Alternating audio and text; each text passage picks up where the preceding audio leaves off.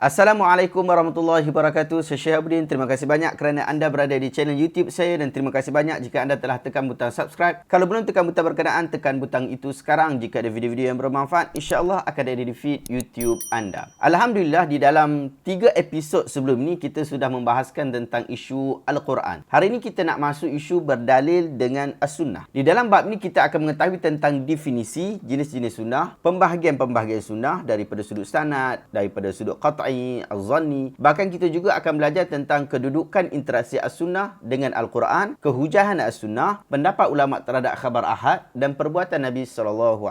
Bahagian ini agak kritikal, oleh itu saya akan bahagikan kepada beberapa episod dan hari ini kita nak bincang pada perkara yang cukup senang, iaitu berkaitan tentang definisi as-sunnah. Perkataan as-sunnah ialah perkataan yang berasal daripada bahasa Arab dan memang digunakan perkataan as-sunnah ni dalam bahasa seharian mereka. Jika diterjemahkan secara word by word, maka as-sunnah ialah gaya hidup yang menjadi kebiasaan seseorang. Orang putih kata habitual practice. Habit yang biasa dia buat. Daripada sudut pengkelasan definisi usul fiqh, dia ada sedikit berbeza. As-sunnah ialah kullu ma sadara 'anil Nabi sallallahu alaihi wasallam min qaulin aw fi'lin aw taqririn. Semua kata-kata, perbuatan serta penyaksian at-taqririyah yang disandarkan kepada Nabi sallallahu alaihi wasallam. Daripada definisi berkenaan, ia menunjukkan bahawa pembahagian as-sunnah boleh terjadi kepada 3 bahagian. Yang pertama ialah as-sunnah al-qauliyah, iaitu sunnah daripada sudut perkataan, atau kita sebut hadis qauliyah. Setiap hadis yang menunjukkan bahawa Rasul SAW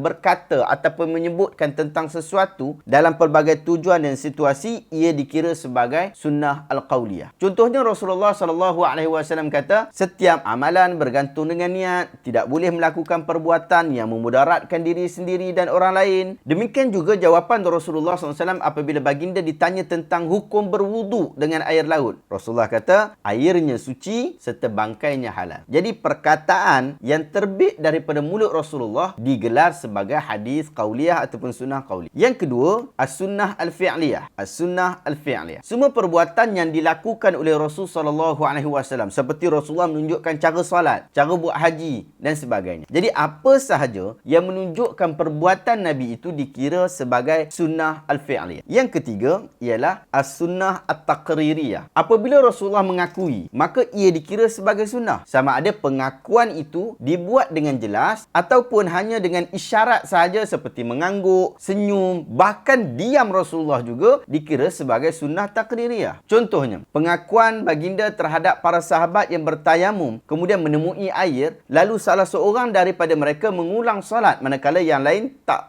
ulang. Baginda kata kepada orang yang tak ulang solat tu, dia kata, kamu telah melaksanakan sunnah dan solatmu telah memadai. Kemudian baginda kata kepada orang yang mengulangi solat, kamu mendapat 2 pahala. Itu yang sangat jelas. Contoh yang lain, Khalid Al-Walid makan daging biawak, dhab, di atas meja Rasulullah SAW. Tapi Nabi tak halang pun perbuatan itu, lalu ia dikira sebagai pengakuan baginda terhadap perbuatan berkenaan. Jadi kita dah faham 3 pembahagian as-sunnah an-nabawiyah yang sangat simple. Nanti kita akan masuk yang lebih kritikal lagi. Tapi sebagai tambahan, kadang-kadang sahabat kita keliru dengan istilah hadis, asar dan juga khabar. Sebahagian mereka apabila menyebutkan asar dan khabar, mereka sandarkan kepada sunnah, dan sebahagian yang lain menyatakan bahawa asar dan khabar ialah apa yang disandarkan kepada selain daripada Nabi Muhammad. Tapi kita jangan keliru dalam bab ni. Dia hanya permainan istilah saja. Tetapi kita berbalik kepada hakikat maksud, kepada siapakah yang disandarkan. Jika disandarkan kepada Nabi SAW,